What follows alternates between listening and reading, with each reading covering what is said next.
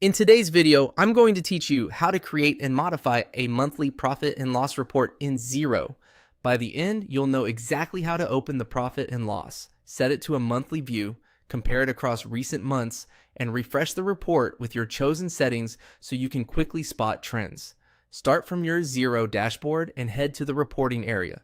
This is where Xero keeps all of your financial reports. Opening reporting first ensures you're working from the central hub, which makes it easier to find the latest version of each report and keeps everything consistent. Next, go into All Reports. This shows the full library grouped and searchable, so you don't miss the specific profit and loss layout you need. If you manage multiple entities or roles, confirming you're in the correct organization here can save a lot of confusion later. Open the profit and loss report. This report summarizes your income and expenses for a selected period and calculates your net profit. For a monthly perspective, this is the best place to see how your business performed within a single month and, when needed, how that month stacks up against the preceding periods.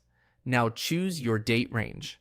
To produce a monthly profit and loss, set the report to the month you want to review.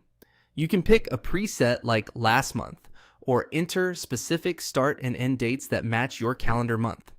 Clear date boundaries are important because they determine exactly which transactions are included, so make sure the dates match the period you want to analyze. Use the Compare With option to add prior months side by side. You can select 1, 2, 3, or more months of comparison.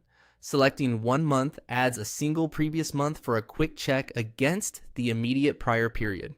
Choosing more months builds a small timeline, helping you see whether revenue, cost of goods sold, or overheads are trending up or down.